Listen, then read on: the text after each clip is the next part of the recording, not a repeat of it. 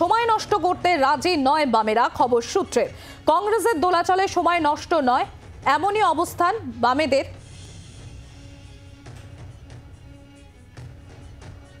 জোটের জল্পনার মধ্যেই প্রার্থী দিতে প্রস্তুত বামেরা। আমরা সরাসরি চলে যাব আলিমুদ্দিন স্ট্রিটে। আমাদের প্রতিনিধি মৌমিতা রয়েছে আমাদের সঙ্গে। মৌমিতা, কংগ্রেসের সঙ্গে আসন রফা এখনো পর্যন্ত চূড়ান্ত হয়নি এবং তার আগেই রাজ্যে 42 আসনেই প্রার্থী দিতে প্রস্তুত বামফ্রন্ট। কি খবর পাচ্ছ তুমি? কি কি তথ্য উঠে আসছে এই সংক্রান্ত?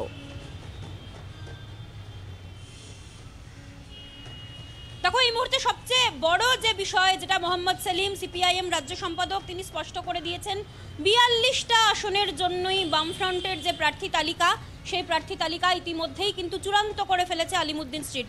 শুধু তাই নয়, এক্ষেত্রে বারবার করে তিনি যেটা উল্লেখ করেছেন যে ইন্ডিয়ান সেকুলার ফ্রন্ট কিংবা কংগ্রেস, তাদের সকলের সঙ্গে আলোচনার পথ তারা খোলা রেখেছিলেন, কারণ তারা চেয়েছিলেন যে কংগ্রেস এবং ইন্ডিয়ান সেকুলার ফ্রন্টকে নিয়েই এই নির্বাচনে অন্তত লড়াই করতে, কারণ তৃণমূল এবং বিজেপি বিরোধী সব শক্তি, এমনকি লিবারেশনের কথাও তিনি উল্লেখ করেছেন, যেখানে একত্রিত করতে চেয়েছিলেন। কিন্তু আর এর থেকে বেশি সময় নষ্ট করা সম্ভব নয়, অনন্তকাল সময় নষ্ট করা সম্ভব নয়। এবং কোট আনকোট তিনি স্পষ্ট যেটা করেছেন যে তিনি চাইছেন কংগ্রেস তার দোদুল্যমানতা থেকে বেরিয়ে আসুক, কারণ যে পরিস্থিতি তৈরি হয়েছে, এআইসিসি যখন এখনো পর্যন্ত তৃণমূল কংগ্রেসের প্রতি তাদের সফট অ্যাটিটিউড দেখাচ্ছে, সেখানে প্রদেশ কংগ্রেসের অবস্থান যদিও ভিন্ন, কিন্তু তারা এখনো পর্যন্ত আসন সমঝোতা নিয়ে তাদের তরফ থেকে যে কথাবার্তা, সেই কথাবার্তা এগোয়নি, সেটাই আমরা সূত্র মারফত খবর পাচ্ছি।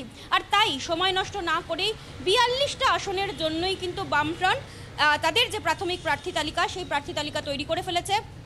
যে প্রার্থী তালিকা দেখিয়ে মোহাম্মদ সেলিম জি 24 ঘন্টাকে এক্সক্লুসিভ যে ইন্টারভিউ দিয়েছেন, যে বক্তব্য রেখেছেন, তাতে তিনি উল্লেখ করেছেন যে তারা আর সময় নষ্ট করতে রাজি নন।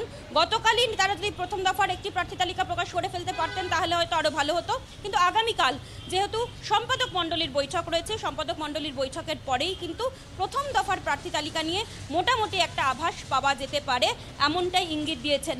বলা যেতে পারে এটা একটা পাল্টা চাপের কৌশল, কারণ ইতিমধ্যেই কংগ্রেসের সঙ্গে সিট শেয়ারিং নিয়ে কি হবে না হবে সেই নিয়ে বিভিন্নভাবে আলোচনা চলেছে, বিভিন্ন রকম প্রশ্ন উঠেছে, এআইসিসির অবস্থান নিয়ে প্রশ্ন উঠেছে, কিন্তু পিসিসি তারা তাদের যে মনোভাব টুয়ার্ডস সিপিআইএম তারা জানিয়েছিলেন যে তারা পজিটিভ, কিন্তু এখনও পর্যন্ত কোনো রফা সূত্র যেহেতু বেরোয়নি, তাই নির্বাচনের যেখানে দামামা ইতিমধ্যেই বেজে গিয়েছে এবং বিজেপির তরফ থেকে যে প্রার্থী তালিকা, সেই প্রার্থী তালিকা প্রথম ফেজের তারা ঘোষণা করে ফেলেছেন, সেখানে আলিমুদ্দিন স্ট্রিট চাইছে না আর সময় নষ্ট করতে। তাহলে মৌমিতা, এবার কি একলা চলো নীতি নিলেন বামেরাও?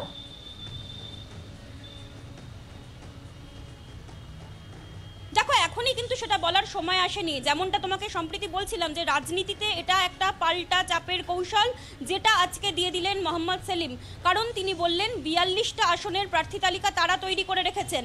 কংগ্রেসের জন্য তাদের যে আলোচনা, তাদের যে পজিটিভ অ্যাটিটিউড এখনও তারা রাখছেন, কিন্তু সময়ও নষ্ট তারা যে করবেন না সে কথাও স্মরণ করিয়ে দিয়েছেন। খুব স্বাভাবিকভাবেই এক্ষেত্রে প্রথম দফার যে প্রার্থী তালিকা, সেই প্রথম দফার প্রার্থী তালিকাতে এমন আসনগুলোরই প্রার্থীদের নাম ঘোষণা করা হবে যেখানে সিপিআইএম বা বামফ্রন্টের প্রার্থীদের নাম ঘোষণা করা হবে, তাদেরই আসন। কিন্তু কংগ্রেসের সঙ্গে বিশেষ করে মালদা মুর্শিদাবাদ জেলার ক্ষেত্রে তারা কি করবেন সেদিকে অবশ্যই আমাদের নজর থাকবে। অনেক ধন্যবাদ মৌমিতা।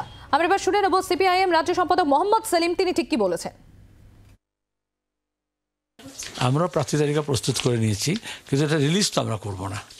কংগ্রেস এবং আইএসএফ এর সঙ্গে আলোচনা করব, তাদের তারিখ নির্ধারণ করতে হবে, আর কংগ্রেসকে এই দোদুল্যমান থেকে বেরিয়ে আসতে হবে। পরিষ্কার কথা, বিজেপি এবং তৃণমূলের বিরোধিতা করছেন। আজকে পশ্চিমবঙ্গে এই যে তৃণমূল বিরোধী মানসিকতা আছে, সেখানে গোটা দেশে বিজেপি যা করছে, রাজ্যে তৃণমূলও তাই করছে। সুতরাং সেখানে তারা যে মুহূর্তে এটা স্টেট করবেন যে আমরা বিজেপি তৃণমূলের বিরোধী, আমরা সেখানে আলোচনা করে নেব, কিন্তু আমরা অসংখ্য সময় ধরে অপেক্ষা করতে পারবো না। 42টা আসনের জন্যই আমাদের প্রস্তুতি আছে। পাশাপাশি আমরা চাই বিজেপি তৃণমূল বিরোধী শক্তিগুলো তারা আমাদের সঙ্গে আসুন। সিপিএম প্রস্তুত থাকবে, আর বাকি বাম শরিকদের যদি নামের তালিকা পাওয়া যায় সেটা আলোচনা করে ঠিক করবো আমরা। বাংলার আওয়াজ, বাঙালির আবেগ, জি 24 ঘন্টা।